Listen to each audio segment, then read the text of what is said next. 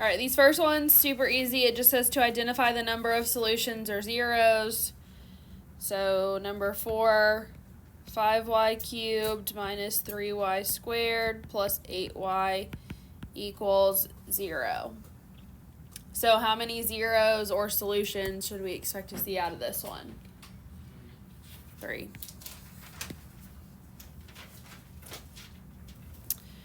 H of x is equal to negative x to the 12th plus 7x to the 8th plus 4x to the 4th minus 8x plus 6. How about this one?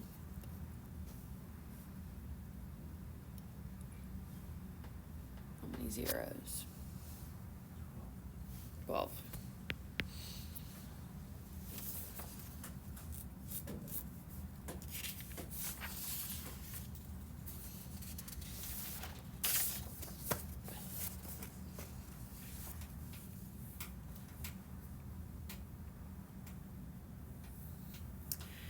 All right, so these next ones are a continuation of the stuff that we were doing in the last section. So remember we were when we were finding all the zeros, then you were checking to see which ones worked, and we would get down to the bottom and we would have like some stuff left over.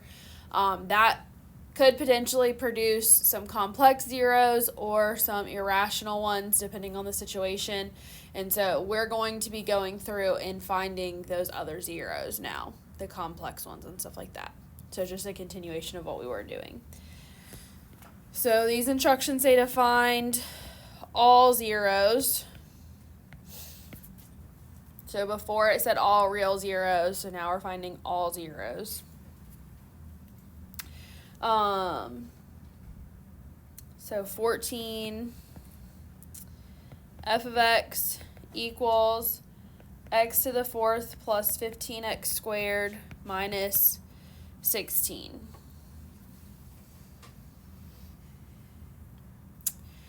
So I need to list off all the possible zeros. So we've got plus or minus 16 over 1. So what are the factors of 16? 1, 2, 4, 8. Yep. So now type this into your calculator and see which ones we think will work. How many solutions should we expect to see with this problem, or zeros? 4.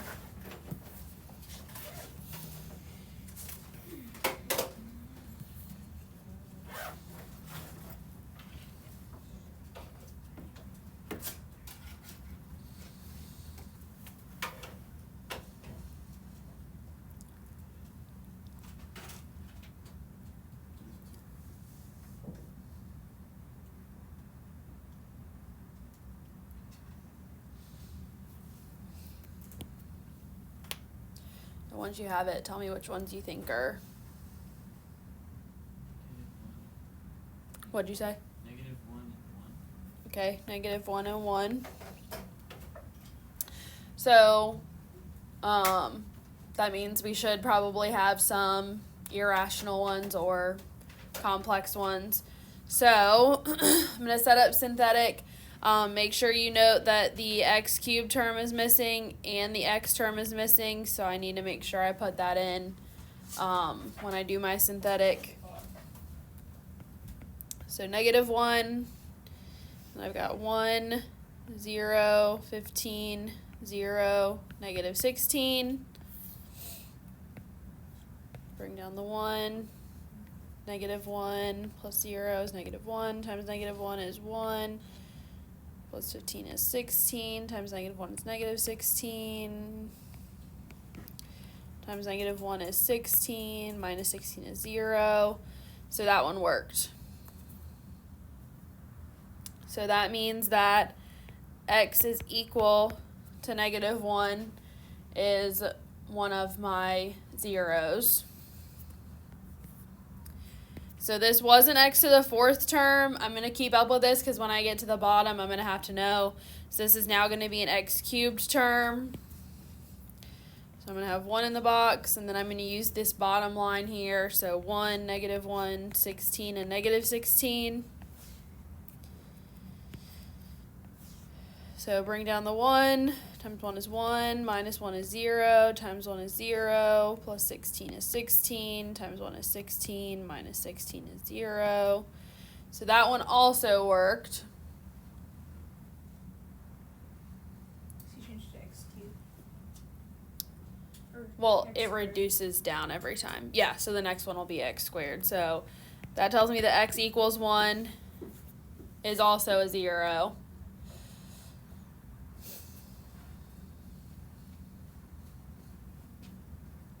So then now I need to find the other ones. And so this would be x squared plus 16. And we set that equal to 0 to find the other zeros. So I'm going to move this over. So I've got x squared equals -16. Now what happens when I take the square root of both sides? What do I get? X equals 4 negative. No, x equals negative. Wouldn't it be like the I? Yeah, so there's going to be an I, so I've got x equals, and don't forget it's plus or minus. That's how you're going to get the last two zeros, -16 like that. So I have to take out the negative out of the radical, which is the I, and then the square root of 16 is what? 4. So x equals plus or minus 4i. So my other zeros are x equals 4i, x equals -4i. So those are my 4 zeros there. Now, I just write them like that. The book is just going to write -1, 1, 4i, -4i, like when you look at the solution. There's all of them right there together like that, which that's fine. But that's what, anyways, that's how I write them. Because this form will allow us to ultimately be able to write it in terms of factors when we get to that stuff of needing to actually factor them out.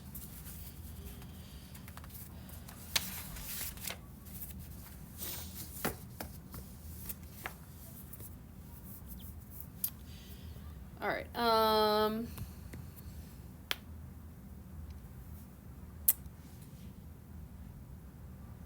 18. G of x is equal to 4x to the 4th plus 4x cubed minus 11x squared minus 12x minus 3. So how many zeros should I expect to see with this one? 4. So I'm going to start with my factor, so plus or minus 3 over plus or minus 4. So that's going to give me factors of 1 and 3 on top, 1, 2, and 4 on the bottom. Bless you. So then listing them all out, I would have 1, 3, 1/2, 3/2, 1/4, and 3/4. So those are going to be all of my options. Now obviously this one has a lot more fractions than whole numbers, so more than likely they're going to be involved somehow. So graph that one and tell me which values it looks like we're going to need for this one.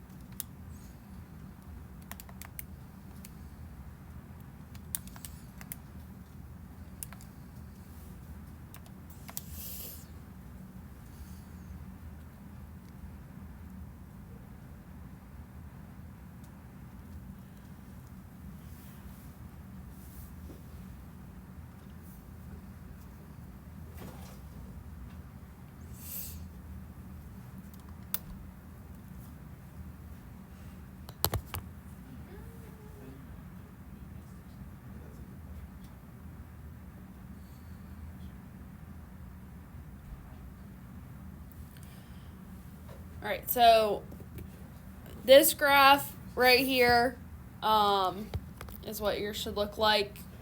Get it so y'all can actually see it. There. What values does it look like might possibly, -2, +2. but is that an option? No. So, which one might be an option? 3/2. Yeah. Okay, so maybe the positive or negative 3/2 from that. What about this one?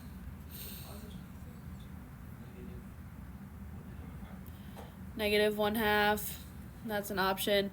So I'm going to show you something on your calculator that I don't think we've used this function yet, but if you hit zoom and then box is the first option, so if you hit enter, you're going to notice, well, right now it's flashing in the middle of my screen. I'm going to arrow down a little ways and over so that I'm outside of this marker here. I'm going to hit enter, and I'm going to arrow up until I'm above like that. Then I'm going to arrow to the right. Don't hit enter though, because it'll just give you a line. So that I have boxed in this region right here. And when you do that, then you hit enter once it looks like that. And what you're going to notice is it zooms it in so you can see it a little better of what's happening. Okay? So, now, something else that you don't know yet is when a graph hits and turns around on the axis, that often results in a double zero. Okay? So this kind of looks like it's around -1/2. So there's a possibility that -1/2 might be a double zero. Okay? These other values are ones, they're pretty far out here. They're probably not the -3/2 one or +3/2. Not going to say it's definite, but more than likely it's not. I might show you a trick in a minute of how to decide what they are on your calculator without having to do all the work, but you still have to show me the work on the test if I do that. All right, so let's check -1/2 first and see what happens. So, -1/2. And then I don't have any missing terms this time, I don't think, so I'm good. Yeah. So 4, -11, -12, and -3.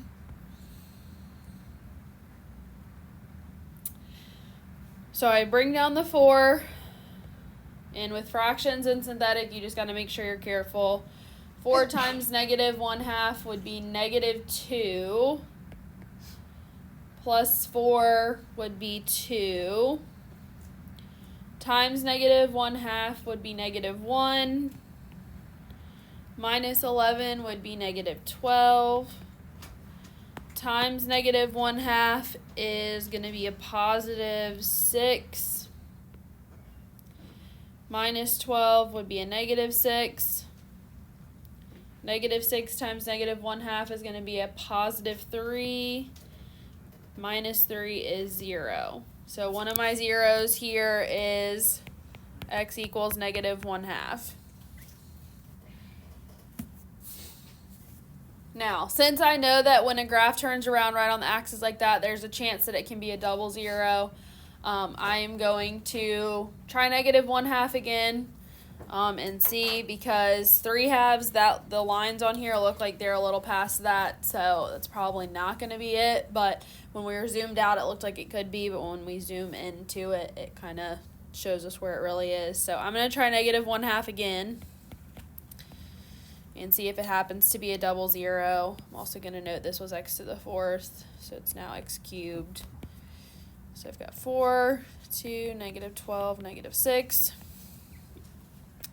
So we bring down the 4, times -1/2 is -2, plus 2 is 0, times -1/2 is 0, minus 12 is -12, times -1/2, that's going to be a +6, minus 6 is 0. So I did in fact have a double zero at negative 1/2.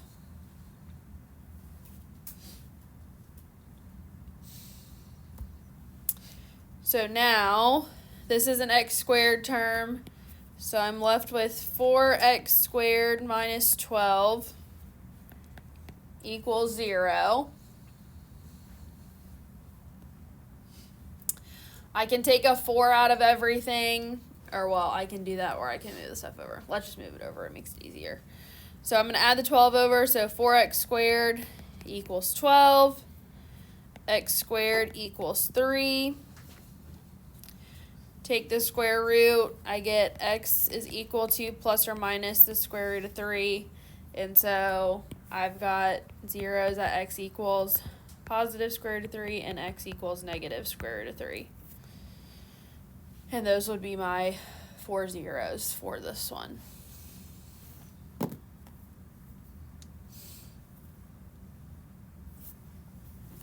So when you like, so you had to write them, would you have to write the negative 1/2 twice? Or would you just Yes, because it's a double zero. Or if you don't write it twice, you need to write that it's a double. But the book will write it out like that. Now, on the graph, oh, mine went off. On the graph that we had, when we check what this value is here, so I'm going to show you how to check the values, you're going to find out that this value is positive square root of 3. It's what? Positive square root of 3. So these two values that we couldn't figure out right away because they're irrational, so they're not going to come up. But the complex ones you will not see on your graph because obviously they're imaginary. But the ones that are square roots you will be able to see. So if you go back to your graph. So if your calculator went off or whatever, just, well, turn it back on. But if it's not on the screen, just hit the graph button. You don't have to hit the other button again. And it'll just bring back up the last graph you had. We're going to hit second, so over here, and then this trace button. So we're looking for calc. And you're going to notice all these different things come up, which most of these you won't use till much later in your math career. But we're looking for 0, so option 2. And you're going to notice the little blinker here is flashing. So I'm going to arrow over until I see it on this side. So you have to arrow to the right. It's going to just follow the graph around. Come on. Okay. So notice now I've got it over here. Okay. And so if you read the prompts at the bottom, it says left bound. Now, it doesn't necessarily look left bound, but it's below, and we can tell the graph is going up, so that is going to be my left bound. So you're going to hit enter. You have to arrow with the right and left arrows, not up and down.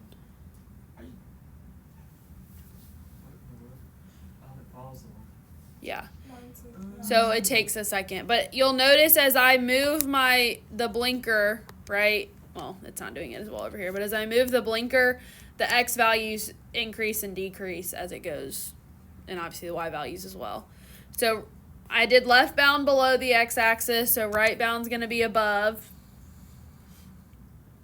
And I'm going to hit enter, and then it says guess, which is saying, do you want me to guess what your 0 is? And it's, well, not really a guess for your calculator, but if you hit enter, it tells you that 0 is at X is equal to 1.732. Okay. So if I get out of this, so second quit, y'all can still do that, and I take the square root of 3, 1.732 is the square root of 3. So it's kind of a way you can go back and check after you're done and see if you've done it correctly. And I could do that with the 1/2 one as well. It's not going to tell you that it's a double, but you'd be able to figure that out because of the fact that it hits and turns around. So was everybody able to do that on their calculator? Able to move it? I don't know if it'll ever be helpful on an SAT or something like that, but I feel like it's good to know how to do that. So, all right. we are going to stop there. I'm going to go ahead and give you a couple problems from this. If you want to start it, you don't have to. It'll all be due at the same time, but for what we've done so far, your problems are 5, 7, 15, and 17. Wait a minute. Yeah. Just making sure. So one of these is going to have complex and one of them is going to have irrational. So that way you get to do both.